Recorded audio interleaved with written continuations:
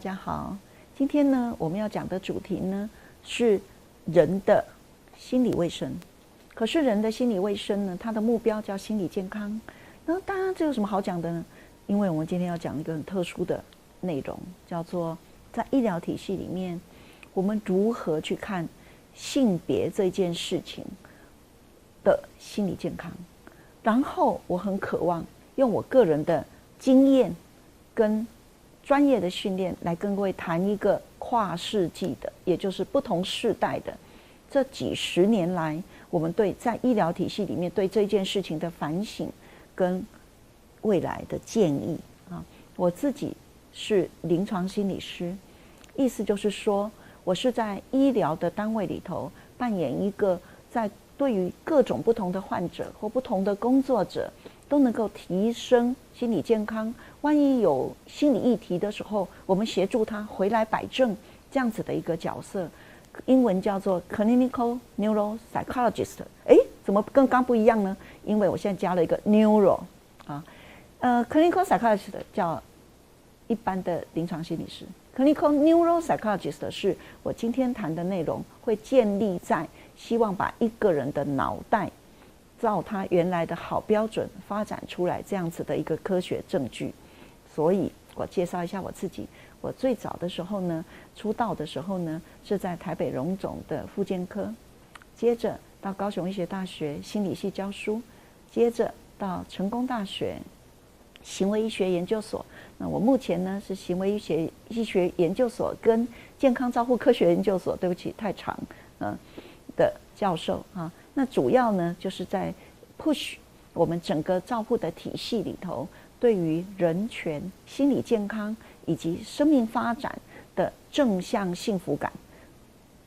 作为科学证据推荐的一个工作。那讲起来有点复杂，可是我们很希望在医学的领域里头，它是真的从人开始，从生理、从心理、从整个社会文化的角度重新反省啊。来，我们要进入主题咯。我们今天来谈一谈什么叫做性别的心理卫生。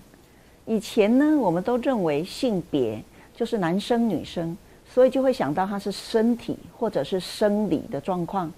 其实身体或生理的状况只是它最基本的一种特色。那这个特色之上，人出生了以后就会经过非常多的学习，再加上了文化环境制度各方面的改变，使每一个人如何让自己拥有一个这样的身体，却能够得到心理的健康跟生命的价值，这个是一个很大很大的议题。更恐怖的事情是，我等一下要讲的这个议题还不只是一个议题，它其实在不同的世代都有不同的故事。所以呢，我想今天我们就把这个题目定为叫做跨世代的性别心理卫生。我们来看一下过去我们对这件事情曾经有些什么样的干扰的不一样的字眼，来混淆了我们今天要谈的这一件事。比如说性别议题到底有没有等于性的议题？性别的角色有没有等于性的角色？性别的平等是不是因为女生爱说话爱吵架才会搞成一个叫做要什么两性平等啊之类的？那这个社会文化讲的是不是就是说现在女生声音大了，所以有性别权利这些事情出来了？其实这些都是一些误解啊。那我想今天呢，我们就从一个比较科学一点的角度来回答跟讨论我们在医学上呢可以怎么去思考这些事情。所以呢，配合今天我们讲的跨世代这个议题，我们要从性别讲到性别的认同，讲到性别的友善，讲到如果友善的时候，每一个世代的人都不太一样，那么应该有的好的行为要用什么方式来当一个主轴，然后我们就会慢慢的谈到那家庭对于这种性别的观念或者性别的合作会不会受到世代的影响。然后最后呢，我们再回到我们的医疗体系，怎么使用这些性别平等的观念，协助每一个人，不不管是哪一种性的特色、性别的特色、性别认同的状况，我们都得到了一个友善跟关怀的一个成长的环境与生活的职场。我先来讲一个故事。这个故事呢，是大家如果看这个书本的名字就可以看得出来，这个叫做《The Boy》，是一个男孩子的故事。他呢，在很小的时候，他就因为有性器官的受损，所以医生呢就建议他说不然呢，把他当女孩子来养好了。所以这一本书写的叫做，这是一个被当作女孩子养大的一个男孩子。他被养到14岁的时候，他终于从他的父母那里知道他其实是一个男孩，所以呢，他就开始又换了他的新的名字，成为一个真正原本就是一个男孩的样子。可是他从0岁开始被养大的过程，都被当作女孩子来养。他有一个双胞胎的哥哥，所以呢，他们两个在这个过程当中，经常有很多，到底是应该是男生女生的成长，还是男性女性的成长这样子的议题。那在这个过程当中呢，因为他到了14岁的时候，他终于得到他的爸妈还有他的家庭医师协助他明白看清楚，他原来是一个男生的身体。可是因为已经整整的14年当中，他被当女生养，哪一些行为哪一些思考也都已经有一点养成了。在这本书呢，其实是21世纪才产出的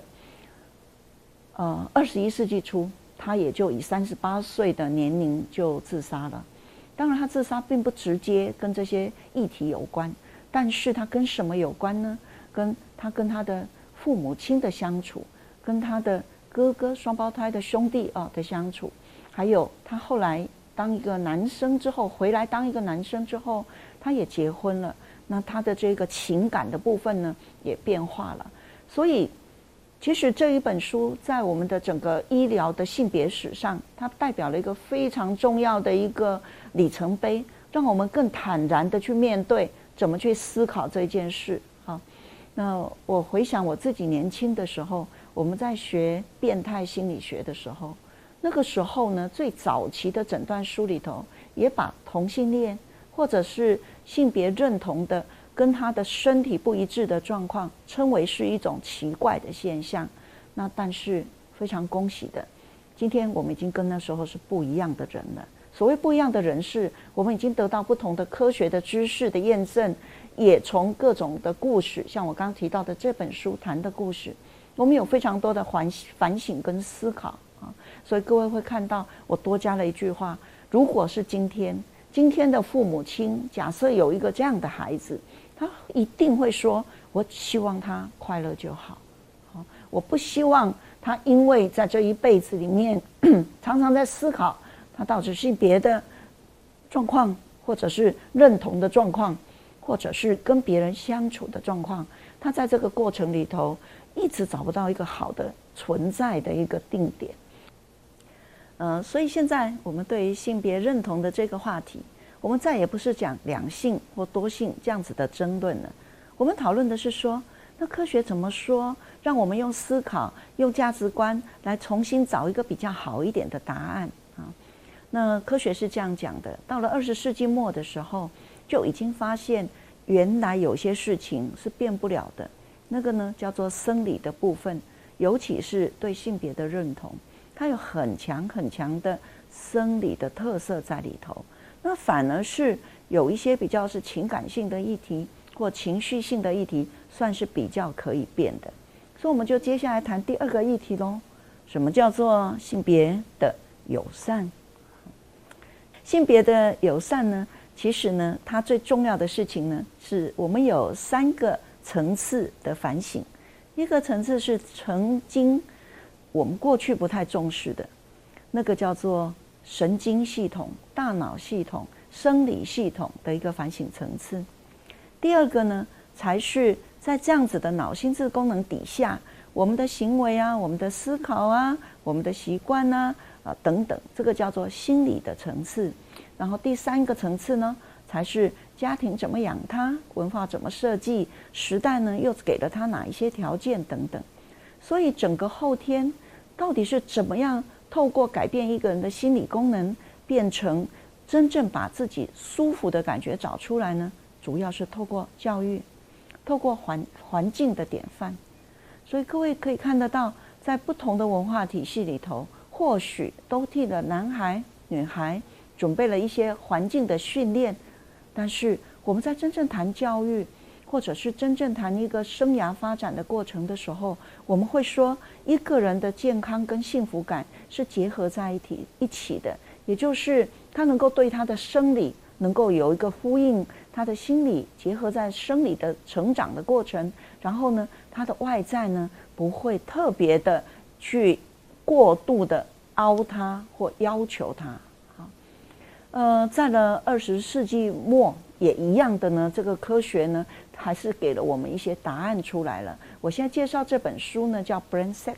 大家记得哈，这里的 sex 指的是性别的特征。其实在那本书出来的时候，它就已经说明了很多的研究报告说，在大脑里面，男孩子的大脑跟女孩子的大脑，其实它有它生理上的条件不同。中国台湾呢，也有一本中译本呢谈这一件事情。不过当时台湾正处在一个推动这个性平的条件、性平的法律，以及很多观念上还在这个我们称为叫做学术厮杀的一个过程的当中，所以有很多人呢就过度了误解这个脑中乾坤呢、脑内乾坤呢，其实是在强调男生与女生的差异。对不起英文是这样讲没有错，可是不要忘记这个 differential 的上头 differences 的上面多了一个字叫做 the real。 这 the real 在讲什么呢？讲一个人的大脑，这个大脑呢决定了很多很多他行为的特质，而没有错，大脑的里面的男生跟女生呢的确有平均值上的差异那在这一本书里头呢已经这样告诉我们了。后来这我们绝对不是瞎过日子的啦，我们又已经是过了21世纪的21世纪的20年啦，所以我们现在已经了解，从生理上接受不同，才是这一整个性别认同最重要的观念。从生理上开始谈，才是真正的平等跟和平。所以性别的差异反映出来，它生理大脑条件是不一样。然后呢，我们会从生理大脑条件里头去认清楚自己的优点，然后看到长处，才有办法去建构一个叫做快乐的心理健康发展的历程。所以我们就讲入第3个重点。第3个重点是如何从性别的友善走到了一个今世代现在的状况里面的性别的好行为。这个时候我们谈的就又回到了人权的关怀了。这2本书呢，一本是2007年，它谈的是女人的大脑，女性的大脑的；另外一本呢是2011年，是它谈的是男性的大脑。从大脑的实质条件来考虑，那性别是怎么回事？那讲这2本书所这个提出来的重要论点之前，我讲一下有一天呢，那我那时候是一个性平的委员，那我刚好到某一个特殊的职场去跟他们谈一下关于性平法怎么样把它好好的做好，怎么样让大家认识这件事情的时候，在那一个职场里面的大长官在他的办公室，他就说了，他说你们的性平法设了什么要有哺乳室啊，坦白讲啦，我设是设了啦，我哪里可以允许我的部属上班的时候带小孩来我办公室那喂奶的啦？所以呢，设那个哺乳室干什么啦？各位要知道，这很明显的这个长官有一点年龄了现在的女生她在哺乳的时候，她其实不是把小孩带来现场哺乳的。我们很多的科技的协助以及一些必要的物品的协助，我们可以母乳用什么方式呢？用冷冻乳所以呢，我们可以把母乳冷冻起来，只要有好的收藏、好的运送的过程，我们就可以达到母亲可以把自己觉得很珍贵的母乳留给自己的孩子所以在这个过程里头，你看这个议题怎么来的？这议题不是从简单的过去的一个生活直接传过来的，而是说我们要调整，我们要适应，我们要理解，我们要感受啊。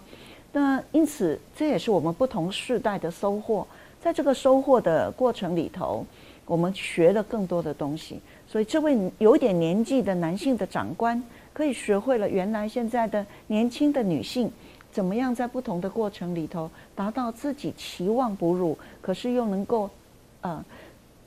有职场的发展。然后呢，只要职场给一点点好的一点条件，然后他在这个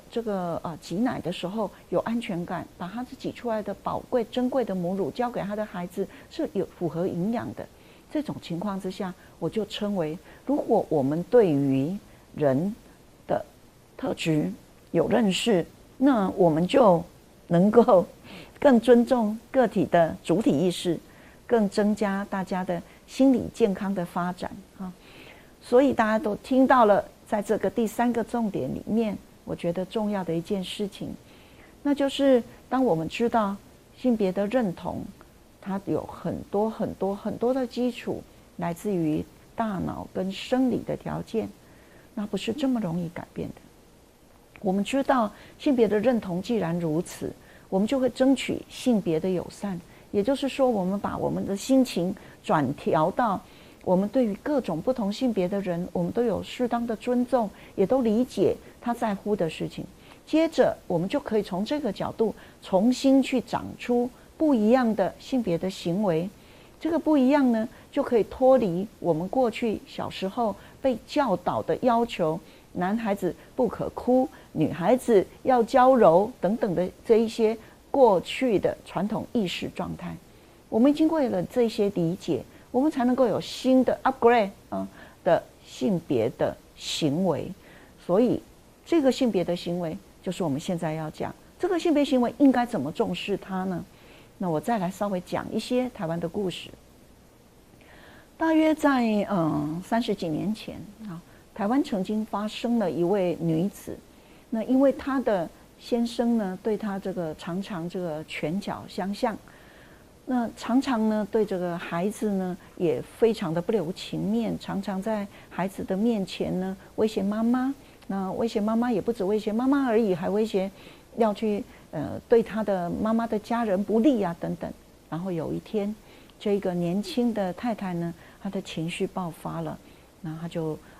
杀伤了这个就是弑夫案了哈，就是说这个是台湾呢非常出名的一个案例。那在这个过程当中，很多很多的妇女因为感受到这位女孩子所碰到的困扰，所以呢后来让她接受了一个精神疾病的鉴定，就发现呢她并不是有精神疾病的人，可是她当下她的情况是非常清楚，是极度的精神的耗弱。也就是说呢，当下她非常困难用很理智的方式去思考她要怎么办，因为她已经在太困难的生活跟太痛苦的情境遭受了太多的心理灾难感了。这件事情其实不是单独的事情，很多传统里面的家庭暴力就是很强的这个男性的攻击，没有经过调整，直接呢就丢在比较弱的、没有办法有自我防御的状况的女性或小孩身上。所以这样子的故事层出不穷以后，刚刚我提的这个故事其实只是一个触发的事件点。那后来大家经过了非常多的讨论，也很能够感受，这位我刚刚讲这个年轻的太太，后来她当然接受了某一些刑期，然后她也好好的表现，在假释出狱的过程里头，开始过她的新生活了。大家在这个时候里面有很新的反省，所以台湾在民国87年的时候通过了一个非常重要的事情，叫做家庭暴力防治法。这是亚洲第一个拥有家庭暴力防治法的国家。在讲什么呢？在讲我们不要这么直接的把人类的男性、女性当作动物跟动物的相处。我们需要在更多科学性知道不同男性、女性的特色之后，我们要进入一个人与人互相扶持的相处方式。家暴法因为很特别，所以我想我再多稍微讲2句。刚我讲的那一个故事的起源是30几年前了，那么目前呢，经过了各方面的一个大家的跨领域的合作，卫生医疗体系、警察司法体系、教育体系、妇政体系、劳工体系等等，大家现在对这件事情有更多的认识了以后呢，其实万一现在的一位少女、少妇或者一位老妇也可以，不管怎么样，当她是因为一个弱女子的表征，而在常常接受外在无谓的属于动物性的暴力的时候，它是很简单的，它24小时里面它都可以打保护专线113，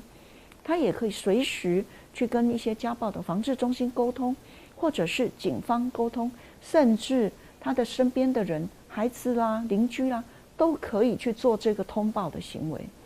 我们为什么要这样做？这绝对不是一个女生的权利来了的时代，绝对不是。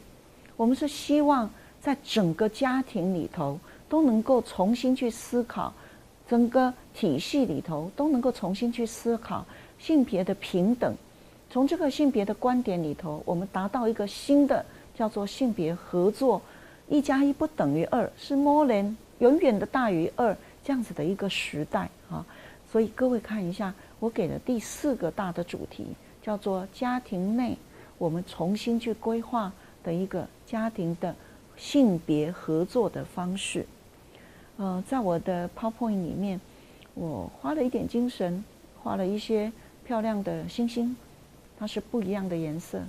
这些漂亮的星星呢，从小就接啊接啊接到大。或许你们看它看起来好像是一串漂漂亮亮的长的风筝，但是我想要说明的是，每一个漂漂亮亮的这个像是星星一样的过程，它在不同的年龄都有不同发展的一些特色，它在不同的年龄都有不同的可以增加的一些能力，尤其是建立在他不同年龄的时候，他是一个小女生、小男生，或者他是一个活泼乱跳的一个大男生，或者是一个保守谨慎的小女生，或者是一个非常比较内向的大男人，都无所谓的，因为每一个人他都是一个完整的生命个体，在每一个阶段他都学习到了，不管他是男生的身体或女生的身体，他都能够把这些优点发展出来。所以这个像星星串起来的这个过程，大家也注意到，我不只让它是不同颜色的配图，我还希望它是一个越来越扩充、越来越增加，经过学习得到的一个模式。那我曾经呢听到了一位男士，这位男士呢，他这个叹了一口气，讲了一句很可爱的话。他说啊，我年轻的时候啊，我只要做到把钱带回家，那太太生病了，我就把她送到医院去，我就是一个好男人。可是现在啊，这样子好像还算是有点沙文主义，对不对？我说不要这样讲，我们是因为活着够长，也有机会学到更多的、更好的，累积更多的好习惯，让我们的心理的健康更成熟啊。所以呢，我稍微花一点点的时间来提一下，在现在我们看心理健康里面会谈到的，在不同文化都谈到的6大的美德，24个人个性的优点。这里面最有趣的事情是，大家千万不要让自己说我每一个优点都要有，我每一个美德都要有，千万不要有这样的想法，而是在不同的性别特色里头，自己去回应自己在这些美德或者优点上自己的优点是什么啊？那第一大类呢，叫做智慧跟知识。我们有好奇心，喜欢学习，有原创性，喜欢开放心胸，学新的东西，听新的意见。我们还很渴望的要有一些洞察力、观察力。各位，我先秀的第一部分叫做第一大类的美德。请问它有分男生跟女生的问题吗？我想不管是男生或女性，他好奇啊，他喜欢学习啊，他有开创力啊，都很好啊，是不是？那只是说我们可能有性别平均上来讲啊，说不定会有这个女生比较好奇这样的平均值，但是不管谁好奇，跟那性别没关嘛，它就是一种心理健康的好优点。那第二大类呢，叫勇气。传统可能会说女生较不大女生比较容易害怕，但是其实也一样的，跟刚刚的第一大类是一样的精神。我们持续的拥有性别里面的勇敢。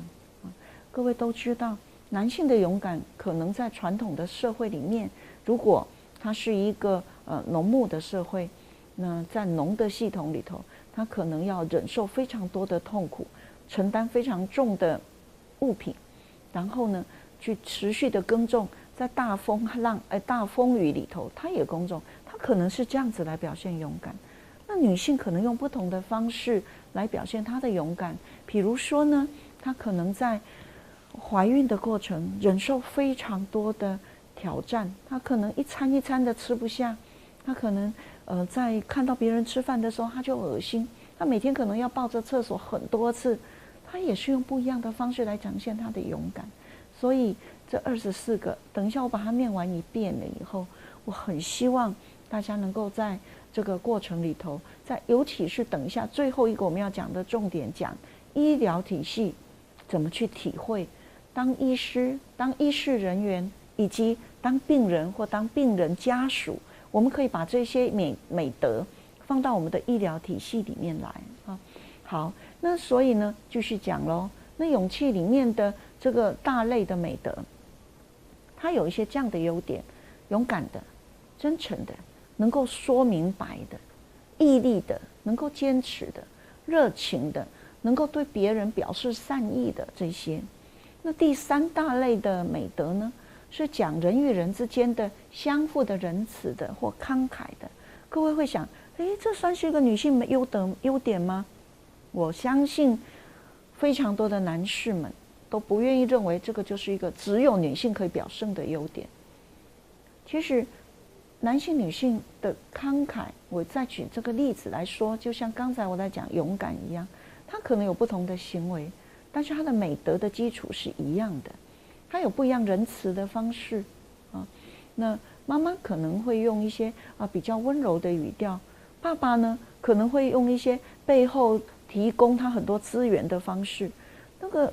仁慈跟慷慨不等于性别嘛，是不是？还有呢，爱与被爱那更是了。男性表示情感的方式跟女性表示情感的方式当然都一样，叫做因为我喜欢这样的方式表现我的爱与被爱，我并不必被卡在男生没有人这样的啦，男生没有人在讲这个字的啦，我不会被卡在这里啊。好，那社会智慧也是，我们相处了非常多的伙伴，但我们发现有一些人呢，随着年龄的增加的过程里面，他觉得自己被磨光了，所以呢，他就丢掉了他自己的特征、特质或者行为或思考的习惯。他说：“因为我如果这样做的话，老板不喜欢，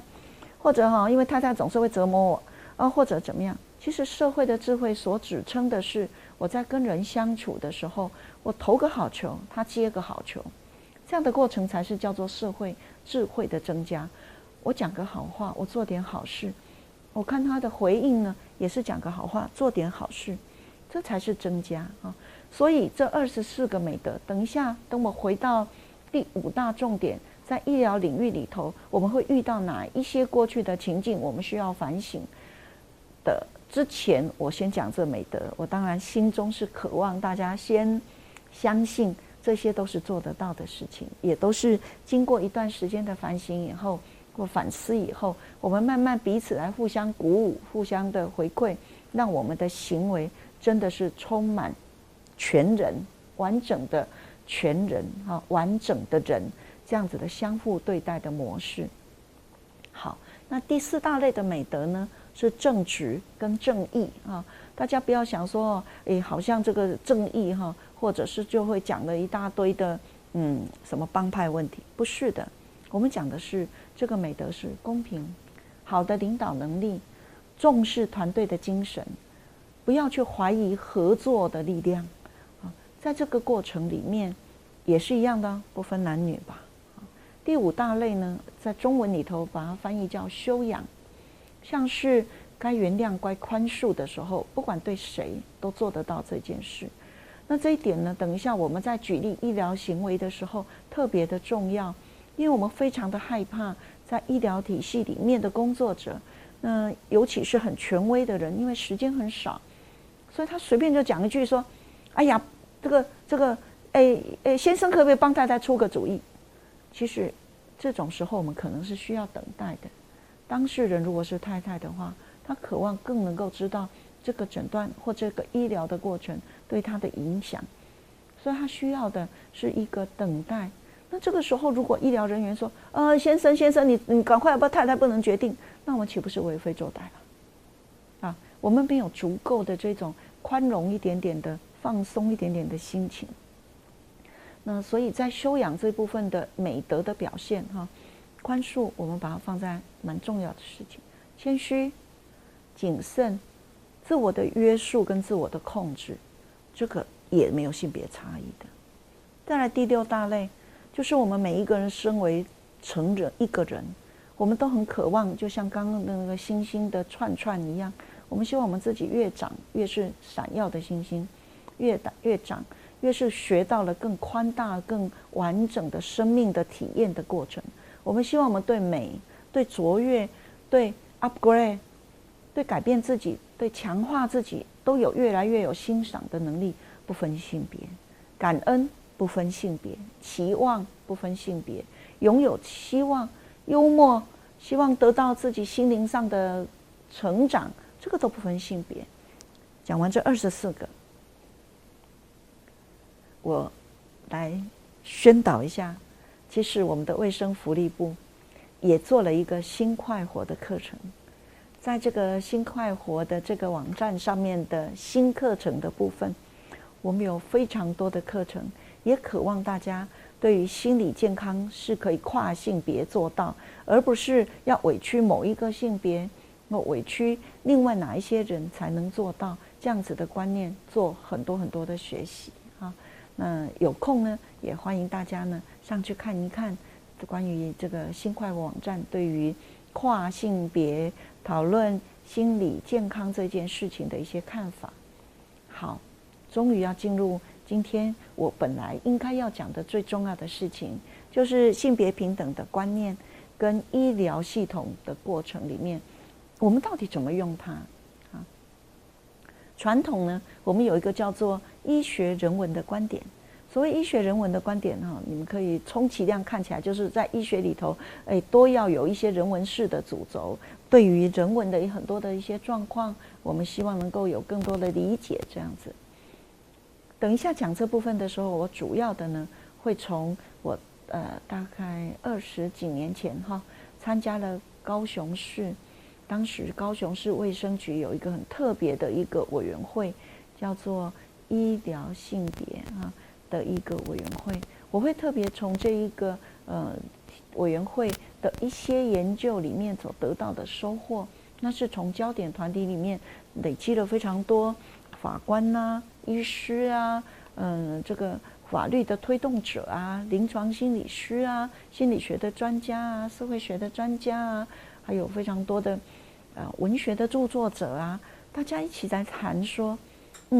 医学里头到底要怎样会更有人文观点一点，尤其是重视性别的差异一点待会儿我会一方面从这里谈，那另外一方面呢，等一下再讲。我先从这里开始谈起了。先谈这里面我们那时候整理了一些特殊的一些状况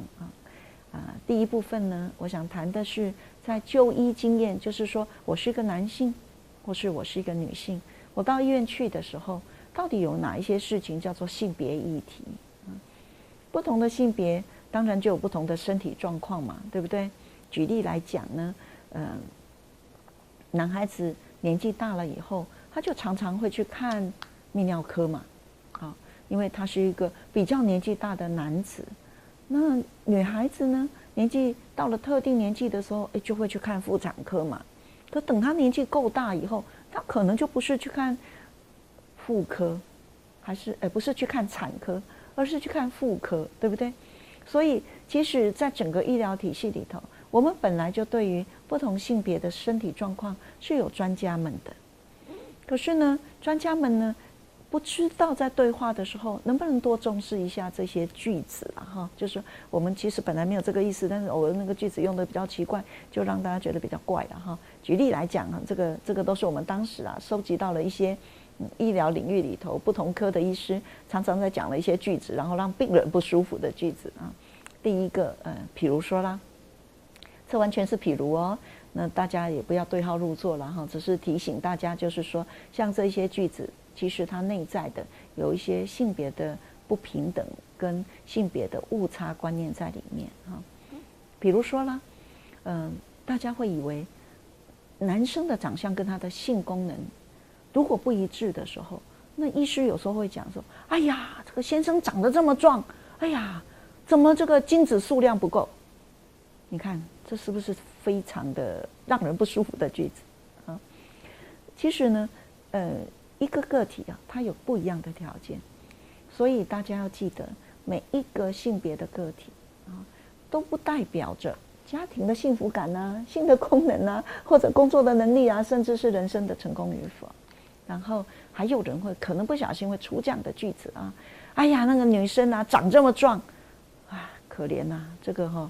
很难生了哈，因为哈嫁不出去了。哎，这个是什么鬼的句子啊？这个代表的有相当高的潜在的刻板印象在里头。然后呢，曾经有一段时间，在我们的社会里头流行着女孩子小时候有没有被性骚扰经验的过程。然后就有些人就会讲说啊，她曾经被性骚扰过啊，那女生已经不单纯了，见鬼了，对不对？我是不应该讲这个没有礼貌的句子，可是听的是很不舒服。而且呢，我个人觉得，在一个医疗体系的工作者，更要去体会，医疗体系不是这一些医师们在工作，而是我们是存在着为了服务而存在。我们要考虑这一些不一样性别的人来我们的就医过程里面，会不会去被这些句子觉得不舒服了啊？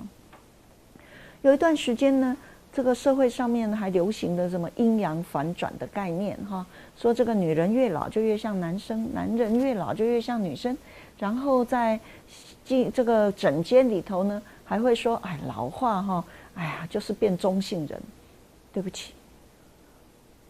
我们身为一个女子或身为一个男子，我们不是从外表来看中性人还是不是的，我们是从成长来看我个人的价值是什么。我是不是真的活过了这一辈子？大家还有什么怪句子呢？比如说住院的时候，这个女生呢，她比较容易想家，可能身体健康的情况呢比较不太好的时候，会悲从中来，会想起她的孩子。那医疗体系的人对这件事情呢，就觉得，你当妈妈的嘛，想孩子好像很对，愿意谈。这有一个爸爸想孩子，医疗体系说：“哎呀，孩子又不是你在管，你想讲这么多。”虽然这个句子本来的用意是希望他在医疗就医的过程里头勇敢一点，因为任何人在要开刀之前，或者是假设碰到一个诊断，他在治疗的过程很痛苦的时候，都会稍微脆弱一下。可不要因为他是不同的性别，你就认为他不勇敢。那我们还会吓唬小男生说，男生打针哭什么哭？我个人都觉得这些都是我们必须要重新思考的议题了哈。好，还有一些什么句子呢？前一阵子有一个句子，哎呀，女性的病人很容易被男医师吸引，这什么鬼句子又来了，对不对？男医师有他的人生，女性病人也有他的人生。为什么性别不同的时候，在医病关系的时候，就常常一定要讲着男生很容易被女生给依附嘞？那这个呢，都是就医过程里头，我想我们过去就是心情到了就讲。那我现在呢，比较渴望大家想想看怎么样去注意一下。再来呢，我们还有另外一类的系统里面的反省，叫做医疗体系里头，我们很渴望整个医疗的情境对于不同的性别会更关注一点啊。举例来讲呢，在某一些科别上，我们有时候听到男医师们说：“经痛哦，好啦，我给你一些吃一点药，哎呀，结完婚就好了。一个医疗的诊查的系统里面，对于一个身体的不舒服，我们不能去期待他为了解决这个身体的不舒服，他要对人生做出不同的选择。所以，如果他经痛，他经痛的过程就是一个他需要被照顾的一个状态的话，我们不能期待他说啊，你结了婚就好，你生了小孩就好，这什么奇怪语言？或许隔壁欧巴桑啊，隔壁里面的一些不是这种医疗领域的人可以讲这样的话，但是我们是做医疗工作者，我们不能这样讲，这个是对于性别的一个不重视。再来呢，我们不能说，哎呀，这个器官不重要，或者是说，为了治疗这个疾病，你必须要牺牲某一个器官，那我们去问问你先生同意吗？这个器官是病人本身的，我们要照顾的是这个病人本身的他自己的情感，然后我们尊重他的选择，然后我们带领他看看有哪一些成功的案例，在这个过程里头有很好的适应，我们增加了他对疾病的行为的好习惯以后，再由他去面对他跟他先生之间的过程。所以不能够在这个决策的过程里头就以为那个器官，太太的某一个器官是先生的，这对不起，这绝对不对啊！再举例来讲，女性生产的时候是蛮痛苦的一件事情，蛮害怕的一件事情。有时候那个床硬到大家觉得很不舒服，有时候在待产的过程里头，我们就觉得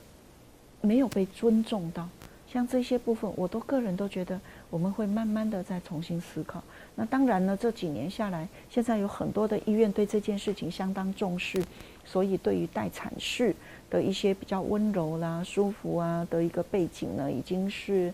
有所改善了。然后，好，那这些议题还包括了什么呢？包括了诊间是不是安全的，或有隐私的哈？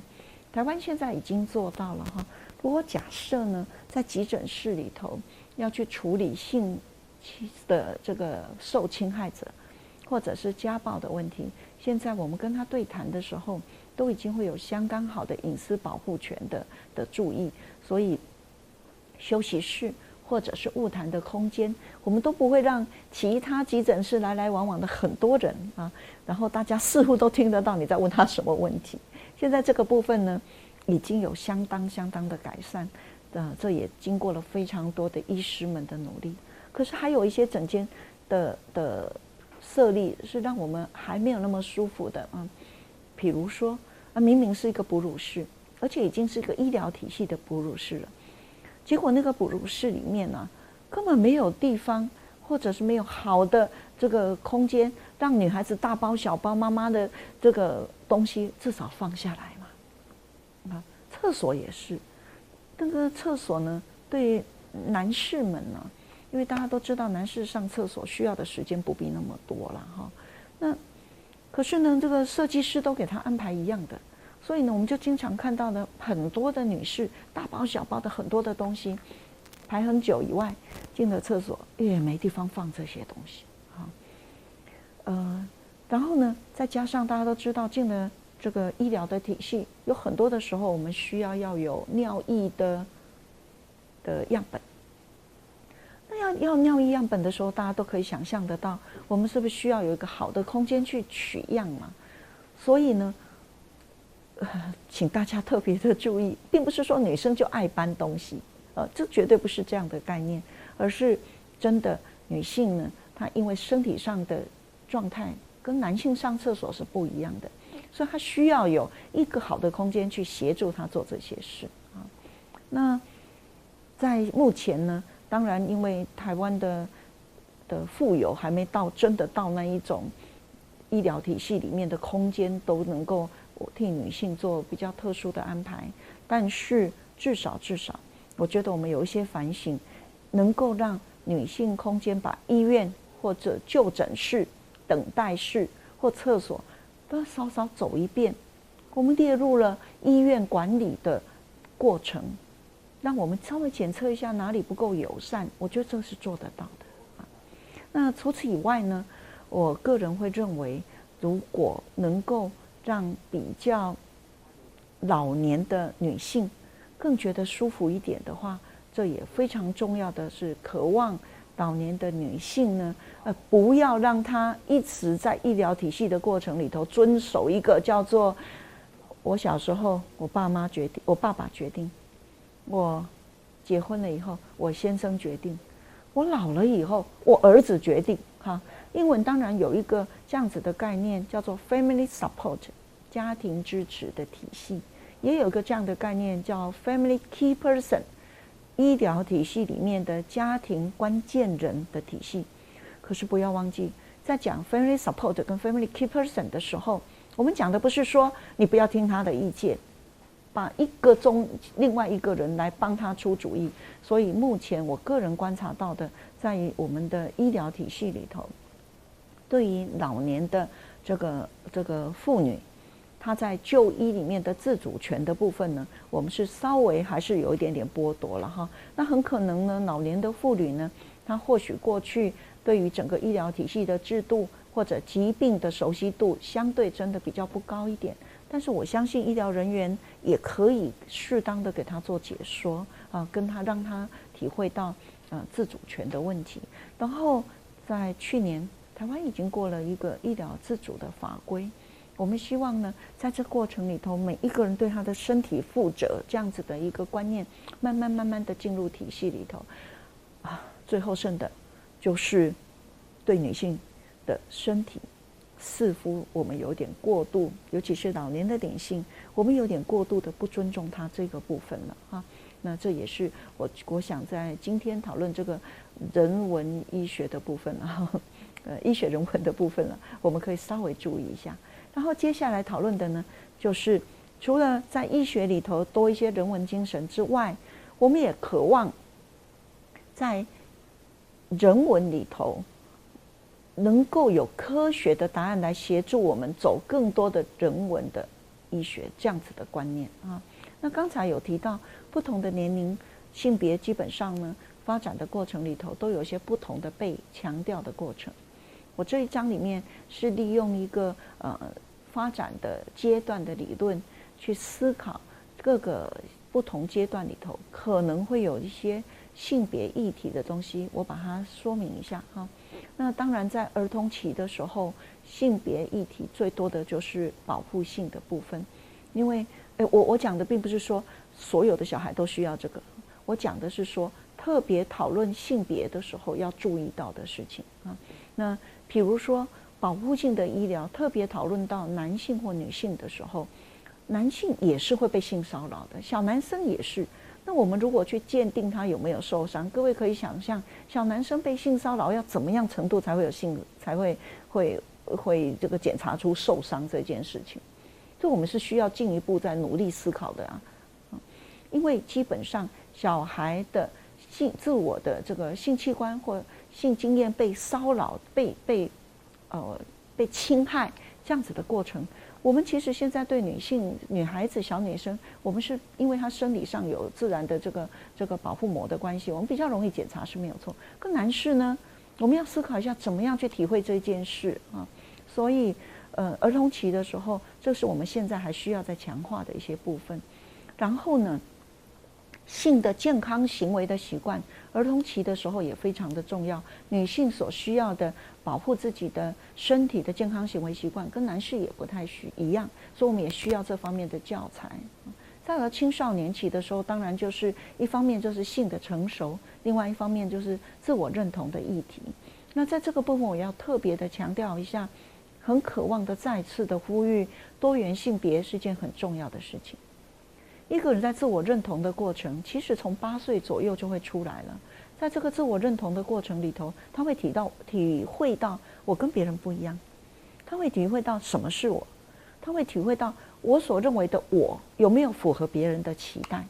所以这个时候，我们所渴望的性别的认同，如果是多元化的，我们就让他有更多的机会成为一个自己对自己能够接纳而且发展优点的个体。我们希望他从小就有这样的自由跟这样子的权利，而不是他从小就被卡在你应该是怎样嘛，你应该是查甫的嘛，都爱较拍拼的嘛，你应该是查甫的嘛，你爱训练嘛，诸如此类。我们不希望他被这样卡住。再重新遥远的讲一下，我刚才为什么在讲这个课程的时候，在没讲这部分之前，先讲有一些共同没有性别差异的优点啊，我们要从这个角度去思考。OK， 所以在青少年期的时候，我们要特别做到的性成熟的过程里面，对于他们不管性别的这个尊重啊，不管性别的认同的接受啊，那我们现在还有这个字眼叫出柜我个人觉得这个是一个非常污名化的字眼。每个人学习自己的样子。为什么一定要认为他是小时候被关在柜子里面，后来再出柜呢？每个人在成长的过程里头，就能够慢慢的接受，不是很好吗？好，再下来讲一个少成年期。少成年期呢，是一个非常重要，能够替自己打算做生涯规划的历程。所以少成年期的自我的规划，我们以前也会讲女生不要学这一行啦，或男生当什么幼保的老师啦。他喜欢人。他喜欢亲近的感觉，他喜欢照顾滋养的这些优点，这些优点为什么不能让他选那个行业呢？尤其我个人在医疗体系工作的时候，我有点年纪了，所以我们当年呢，在我们出来的那个世代，真的没有男士的护理师，我们那个世代真的没有。可是后来运气很好的这20年来，我们的伙伴里头有很多的男士的护理师，帮我们解决了非常非常多的好的健康的议题，非常非常多的好的完整的照顾。非常的感谢我居然活到今天这个时代，可以亲眼看到这些事情。所以少成年期给不同性别的人能够有自我规划的自由，这多重要啊！再下来，成人在发展的过程里头，我们以前都很重视的，就是说大家都要有养育的下一代的经验，或繁衍下一代的经验。各位，这里指称的不是非要自己生不可，它指称的是一个人类上一代的老动物对人类下一代老动物的责任，小动物的责任。所以我基本上在我年纪够大的时候，我行有余力，我愿意照顾更多的小动物。这个就是这一个成年发展期里面重要的责任，所以并没有说，一定是谁一定要生小孩，或者是生了小孩就是女性的责任，或者是因为我曾经在我的职场听到这样的一句话，是长官说的。长官说：“我最讨厌女生了，女生都早早回家去洗衣服，上班不专心。”那请问一下，他家的衣服谁洗？那他有衣服穿吗？所以基本上呢，在于家庭的照顾的角色，在于家庭的养育的角色，这其实呢，快快乐乐的一起合作是非常重要的事情。那现在呢，流行一种很特殊的妈妈病在我小时候也就听过了啦。可是以前的妈妈都不这样讲，现在的妈妈都敢讲了。我们复健科的这个物理治疗师呢，常常会问说：“哇，你最近的手受伤了，你最近有搬什么重物吗？”我们就听到妈妈说：“有，搬儿子。”在病情的过程里头，你想想看，如果这个治疗师回答说：“我懂啊，真的好，我们赶快来把这个事情做好。”或者这治疗师说：“这没办法呀，儿子长大你就不会有问题了啦。”你看这差别待遇多大？这性别的认同，这个性别的意识差别有多远啊？我们使每一个人好好的拥有他的期待可以完成的能量，这个就是我们做医疗工作者该做的事情。好，所以他到了成人的发展期的时候，他的生命责任就是要做这些事的时候，我们陪他，我们帮他，我们不要有那种古时候的句子啊。那接下来的生涯的发展的轨道，刚才我已经稍微讲一下哈。那以前呢就讲，人到了这个女生停经完以后，男不男女不女啊？那个男生这个没有性功能的时候就存几根嘴啊。这这也是非常的莫名其妙。在人生发展的历程里头，最精华就这段时间呢，他的专业、他的角色、他的自己的沉淀，他已经得到一个好好的稳定的感觉出来。我想要替什么努力的时代的时间到了。那在这种时间里头，他去发展他的特色，为什么要去接受这样的评语呢？好在了到了老年的阶段，我们的休闲的活动、运动的状态，性别差异很大。我们到了这个老年的初期，应该做的保护保养要做更多的。可是男生跟女生一起运动的情况之下呢，这个骨科医师如果这样回答，这个太太跟先生去运动啦，这个有一点点怪怪的啊。但骨科医师如果这样讲，太太跟先生一起去运动，两个人呢同时间在一起，可是做不一样强度的运动，这就不一样的水准。他们所需要的保护跟所需要的保养的确是不一样的。OK， 再下来，他接下来的生活形态特色当然也是不一样的。那我们就会讲，我们希望女性她不要做台湾阿信。这句话我是从一个骨科医师现在的骨科医学会的理事长讲的。他说，你不要总是只记得你是女性，你要记得你是人。所以你不要总是记得嘛，孩子进来的时候，或者要回来吃饭，今天有8个人要回来吃饭，你就好几天前就一直搬菜，一直煮，一直洗，一直搞然后再来抱怨说，我的身体现在受不了了。我们希望给不同的男性、女性在扮演他角色的过程里头，他都能够注意到他年纪的健康保养是什么。我们也希望在这个过程里头，如果他需要搬运东西，如果他需要站很久，我们能够用比较友善的字眼去告诉他说，这不是因为你扮演你的那个角色造成的因为老妈妈不要这样啊，你不要就是每次家人一回来你就忘记，然后就那边一直擦地板我们要知道他如果需要这样的话，我们要教他好的习惯去完成他的期待。不要用评价的方式好，当然最后任何的性别都会有照护的最后的一段时间，我们称为叫 tertiary aging， 第一段正常老化的过程是大家都会体会的，我们尽量做到保护保养。第二段我们看得到人会有一些长期疾病，所以女性的长期疾病跟男性的长期疾病不太一样，所以他们生活习惯要有不同的特色，要有不同的弹性。最后一段，最后的 tertiary aging，女性的告别的方式跟男性告别的方式是不一样的。男性告别的方式可能表面上的财产，女性告别的方式也可能有她内在的一些特殊的财产。男性告别的方式可能不会那么介意去说我离开的时候要穿哪一件衣服，女性告别的方式可能她蛮介意我最后要让大家看到我的仪容是什么样子所以不同的告别的方式呢，在性别跟医疗的时候，它的角度也不同。所以讲完这一段以后，最后我想要说明一下，在疾病的层次里头，在照护的层次里头，现在其实有一个专业的学问非常重视这件事情，叫 gender medicine，与性别息息相关的各种不同科别的疾病之外，各种不同科别疾病的不同的照顾的方式，它从生理到心理到文化特色，我们认真的去思考这不同的 gender 不同的性别会需要多少不同的跨学术跨专业领域的人的不同角度。早年呢，心理学者呢临床心理师们在谈这些议题的时候，很可能常常或者护理师们护理师们很重要。早年因为很多的绝大部分的护理师都是女性嘛，他们感触很深刻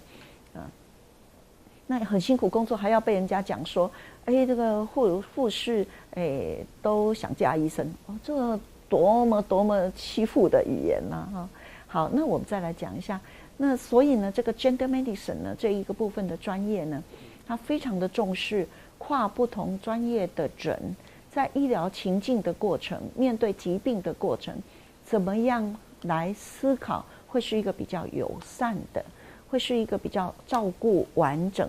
的一个过程。所以这一个过程我也非常的渴望，因为台湾现在呢对于医疗呢都有一些认证哈，就是对于比如说对于心脏疾病的怎么样的照护是完整的，对于中风病人怎样的照护是完整的，都有一些认证，尤其是由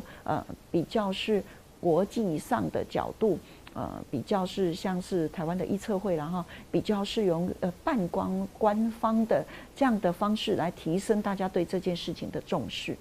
那这些认证的过程，目前为止我不太有看到性别的这个要件放在里头，也非常的渴望，如果能够有跨领域的思考，大家跨领域的结合这个角度呢，那不是用嘴巴讲讲的，而是真的用科学的证据来解释的这样子的一个过程。那我再介绍一下。我再强调一下，这个 gender medicine 真的也不只是这样过来而已。它因为是在国际上有很多很多不同的跨领域的角度去思考这些议题，所以对于老化啦，对于内分泌啦，对于各式各样的各种疾病啦、公卫的议题啦等等呢，都有很多的反省那这就什么呢？这是我们从科学角度来思考的我们不是说你要善良一点，我们不是用这种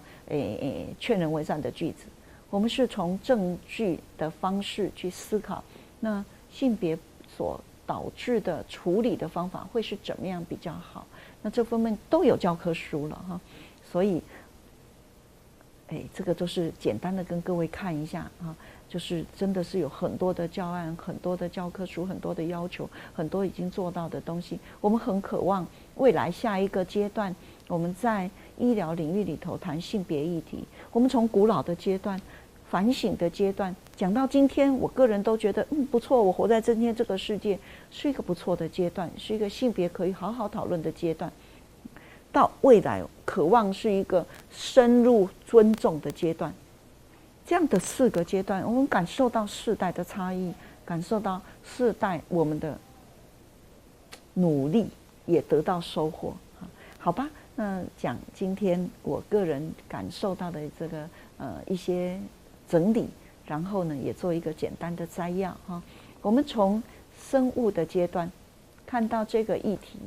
这个议题呢是男性、女性或者是多元的性别。这个是生物层次的，我们没有权利用文化的层次去要求人家你给我改一下啦我们完全没有权利这样子谈。所以我们从生物的阶段来看到人权，然后呢我们从心理的阶段来看到人权。我们看到的，我们如果观念不一样，我们思考的方式不一样，我们教育体系会改，我们的医疗体系里面的教育体系会改，我们医疗体系里面的家庭状况会更改。那我们在谈性别议题的时候，我们就能够很简单的继续的改变，继续的努力所以这个是我们心理的前瞻性。怎么说呢？大家看一下，前面写了一个生物层次，后面写了一个文化层次。这个文化会改，经过什么？经过一个心理思考的弹性，价值观的弹性，它才能改。生物层次上面，我们经过了一个心理思考、行为健康行为的一个反省，我们才有机会调整我所原来的一个生物层次的一个条件。所以，生物面，我们得到的性别我们不可以选；文化层次面，我们因为我们的心理层面所学到的行为，我们的价值观，我们的思考方式都是 positive positive 这个 term 在中文很难翻译，我在这里勉强翻正向，可是大家不要以为它是正向思考的意思，想开一点的意思，不是的。positive 是往刚才我们提的那一些心理层面的优点去思考那么如果拥有这个心理层面的思考，我们就可以期待社会文化面，我们每一个人的生活跟每一个人的生存的价值都可以被保护。所以在医疗上，我们今天做了一个这样的整理，非常的感谢大家那也希望未来有机会，我们在这个层次上面可以改更多的制度，可以改更多的医疗标准，可以改更多的所谓的好的照顾是全人的照顾啊，完整的人的照顾。谢谢大家。